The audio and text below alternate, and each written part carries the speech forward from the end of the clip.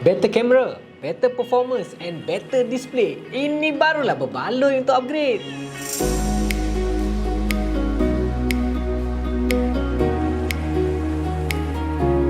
Setiap kali Xiaomi lancarkan smartphone baru, pasti akan ada sesuatu yang membuatkan kita tertarik dengan smartphone mereka. 120W Xiaomi Hypercharge. Siapa yang tak kagum kan? Memang another level punya teknologi lah. Confirm ada brand lain yang akan cuba untuk bersaing. Tapi itu yang versi high-end. Untuk video kali ni, saya nak ulas salah satu lagi line up Xiaomi 11T series, iaitu Xiaomi 11T. Assalamualaikum dan selamat sejahtera. Anda bersama saya Syafiq di DirectDMedia. Let's roll it!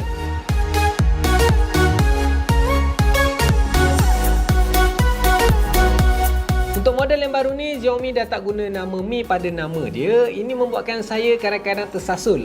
Yelah, dah selalu sebut Mi 11, tiba-tiba jadi Xiaomi 11T. Jadi agak kekok sikit lah. Bagi mereka yang belum tahu, Xiaomi memperkenalkan teknologi pengecasan yang baru. Untuk model Xiaomi 11T ni, ia datang dengan 67W Xiaomi Hypercharge.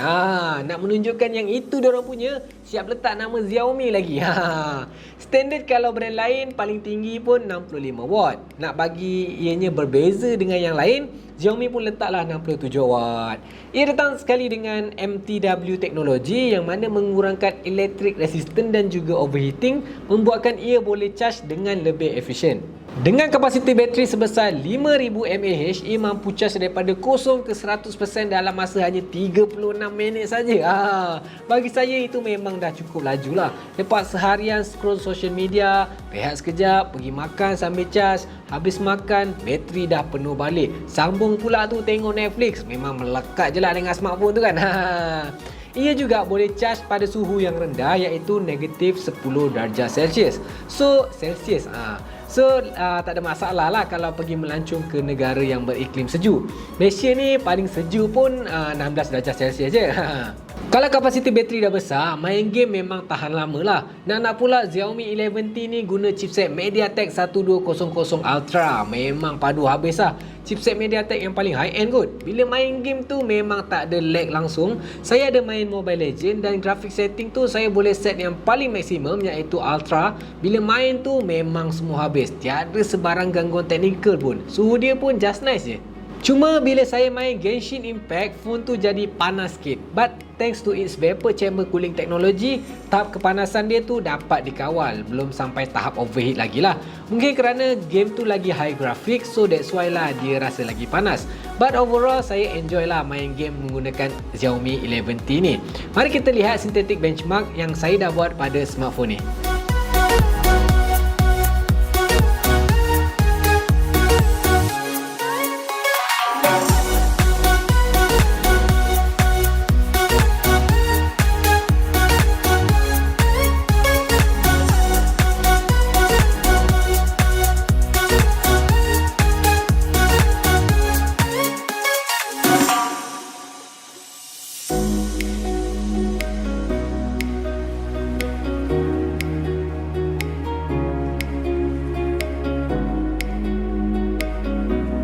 Selain itu, performance dia ni diperhebatkan lagi dengan 8GB LPDDR4X RAM dan juga storage sebesar 128GB atau 256GB UFS 3.1. Ini membuatkan data dapat ditransfer dengan lebih cepat dan dapat akses apps yang running in background dengan lebih pantas.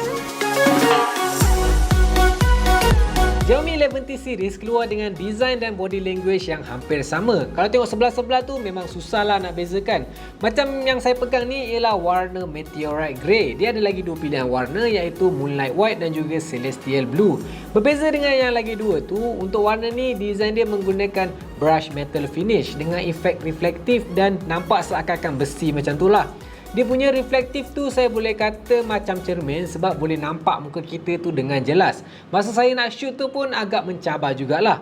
Apa yang saya tak suka dengan design belakang dia ni, dia senang comot dengan kesan cap jari. Sentuh sikit je dah ada bekas. Nasib baiklah Xiaomi bagi sekali dengan casing dekat dalam kotak dia ni. Cuma case dia tu biasa je lah, standard casing free. Kamera bump dia tak terlalu tebal dan susunan kamera dia tu nampak lebih style dengan triple camera setup. Kamera hadapan dia ni pula menggunakan style punch hole pada bahagian tengah atas skrin. Untuk review kamera Xiaomi 11T ni, kami ada sediakan video yang berasingan. Jangan lupa untuk tengok video tersebut untuk ketahui keupayaan Xiaomi 11T. Pada bahagian kanan ada volume button dan power button. Power button ni juga berfungsi sebagai fingerprint scanner. Selalu nampak jenis yang lekuk ke dalam kan. Untuk 11T ni dia jenis timbul macam ni. Nampak matching lah dengan button yang lain. Bahagian bawah dia pula ada card slot, USB Type-C port dan juga speaker. Speaker dia ni pun ada pada bahagian atas sebaris dengan IR blaster. Kalau dah speaker atas bawah ni, dengar lagu atau tengok video tu memang mantul habis lah. Ditambah pula guna Dolby Atmos speaker. Bunyi yang dihasilkan tu memang high quality, memberi kepuasan kepada para pendengar. Cuba anda dengar bunyi dia ni.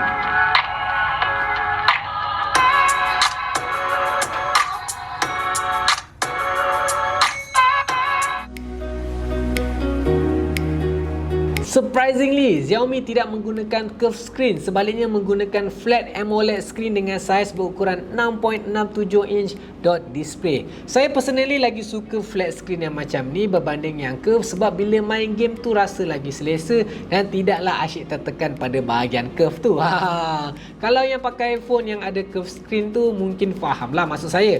Saya juga rasa lebih selamat bila menggunakan flat screen.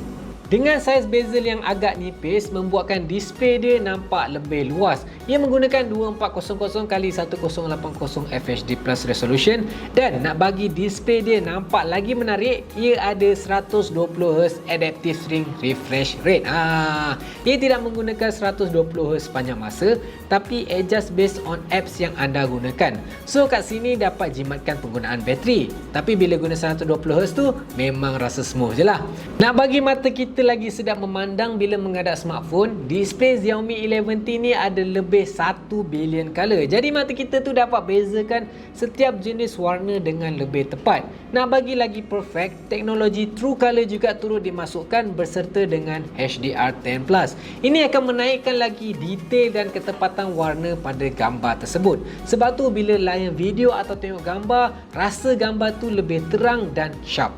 Kehebatan display Xiaomi 11T bukan setakat itu saja. Apabila anda berada dalam suasana yang kurang cahaya atau low light, ia ada 360 darjah ambient light sensor yang mana akan adjust kecerahan skrin anda sesuai dengan keadaan supaya anda akan rasa lebih selesa. Satu lagi yang bestnya, ia ada tahap kecerahan yang mencapai sehingga 1000 nits peak brightness. Untuk outdoor use ini memang dah cukup terang dah.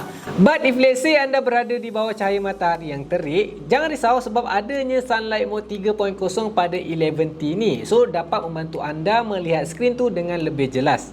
Nak menunjukkan yang skrin 11T ni tahan lasak, Corning Gorilla Glass Victus digunakan pada skrin dia ni. So kalau terjatuh atau terkena benda tajam, ianya tidak mudah pecah dan tercalar. Nak lebih selamat, pasang je Kaizen, kat DirectD ada jual.